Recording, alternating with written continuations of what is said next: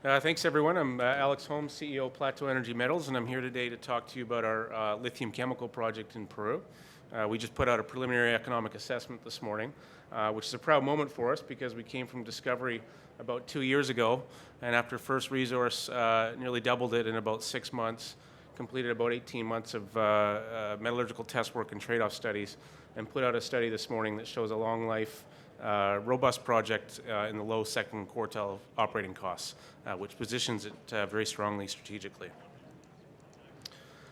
So we're in Peru. We're not in Africa. We're in southeast Peru. We've been operating in the area for about 15 years, and we have a very large land package covering over 900 square kilometers. We have great infrastructure access with a 2-lane paved highway that goes by our site, connecting the Pacific ports of Peru with the Atlantic ports of Brazil.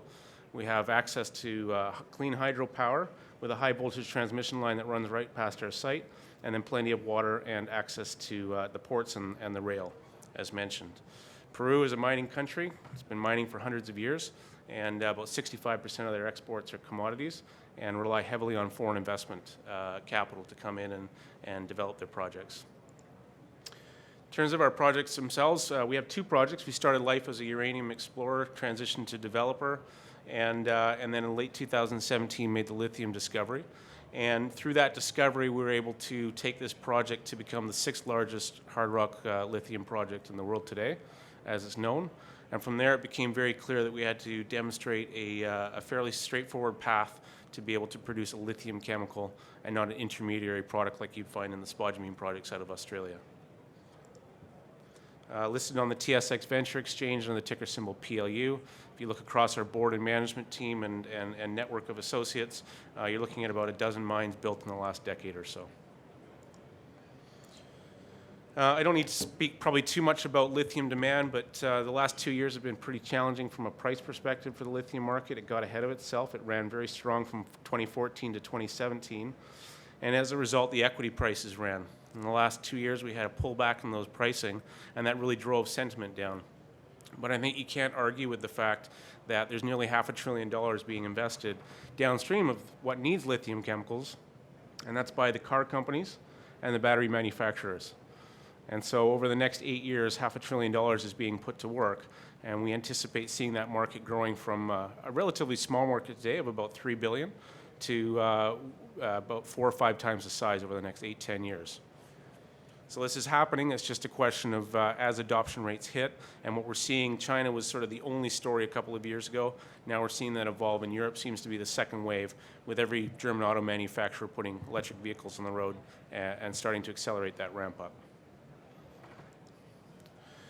So our PEA summary of what we put out this morning. So we have a 33-year mine life, about $1.5 billion NPV, and this is after tax, and a $12,000 per ton battery quality lithium carbonate. 19%, almost 20% after tax IRR, and in terms of IRR and payback, it's pretty much in line with most lithium projects with a long mine life. About $9 billion in after-tax free cash flow life of mine. And that cash cost under $4,000 per ton puts that in the low second quartile. If you look at, we worked with a group that does forecasting and tracks all projects going out to 2025, 2030, 2035, and we rank in the low second quartile. So it's a really strong place to be, we believe.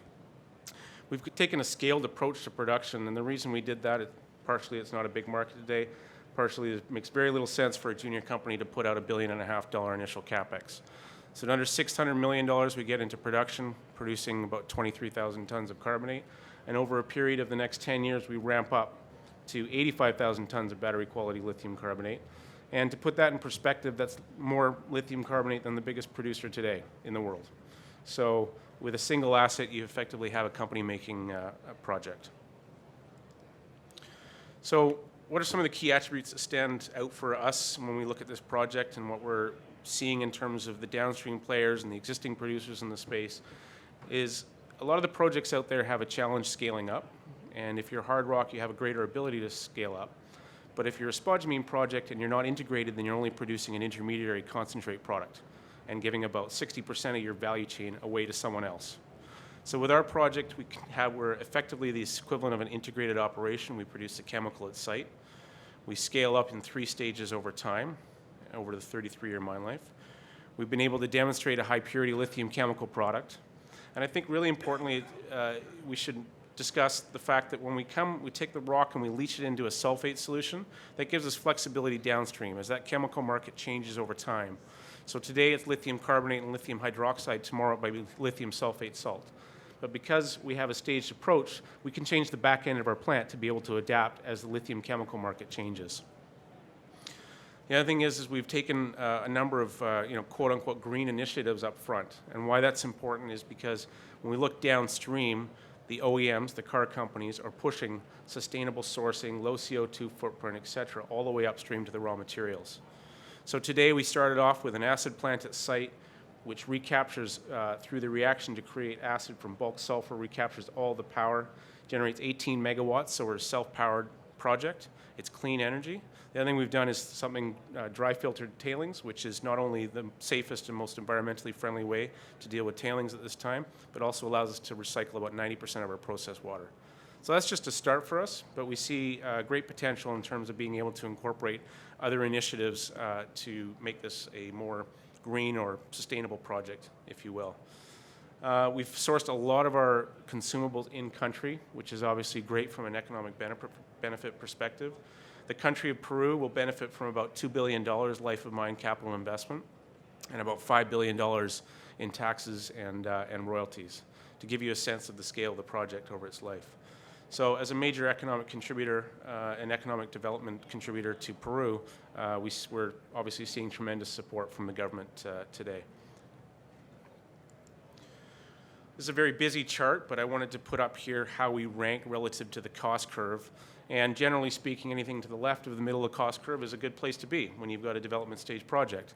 Everything to the right is more or less spodumene deposits because they produce an intermediary product that gets converted in China. And it gets converted an additional $3,000 per ton. So the high-cost providers of lithium chemicals are largely spodumene, Chinese brine projects, Chinese spodumene projects. Middle of the cost curve, you have a mix of hard rock projects and some brines. Brines are in yellow, just for perspective here.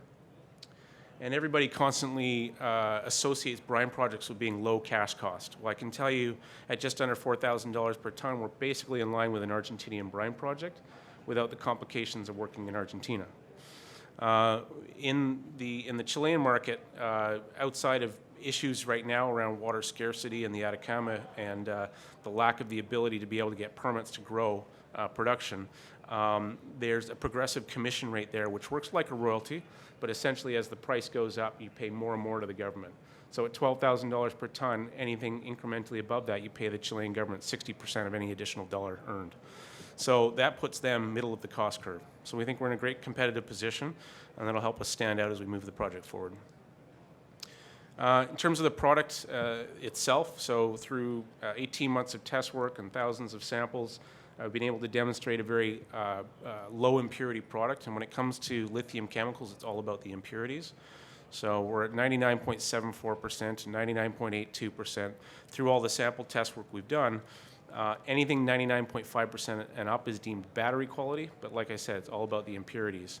And when we look at our rock, we're starting with a very clean rock to begin with, so we don't have some of the problem childs like magnesium, and calcium, and iron that can be problematic as an impurity down the road.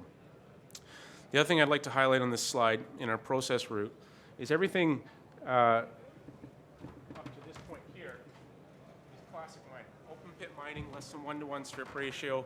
This is a tank leach operation, something you'd see in a copper or a gold project. That brings the lithium into a sulfate solution. And downstream of there is everything you've seen in a brine project, or with the chemical converters that take spodumines, roast them, they then douse them with sulfuric acid. That creates lithium sulfate solution. Then they use the exact same plant we have downstream. The advantage with us is instead of a brine where you have solar evaporation and it takes up to 24 months to get to an end product, we do it in 48 hours. I'd like to highlight on here, see if the laser works.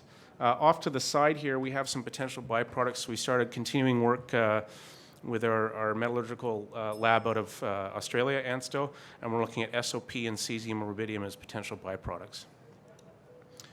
This will give you a sense of the deposit. Within our 930 square kilometer land package, we've drilled about 30% of the immediate area of the existing deposit, and we have 2 other targets, 6 kilometers and 20 kilometers away.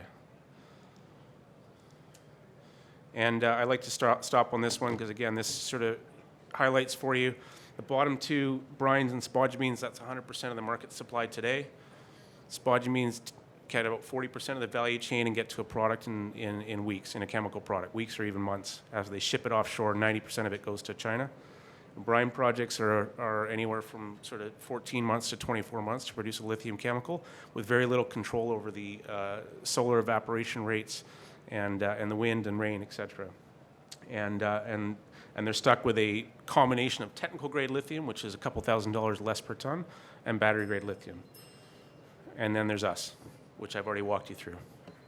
So 2020 will be about optimizing our process flow sheet route, looking at the byproducts, updating our resource to include those byproducts, and then working towards PFS. Thank you.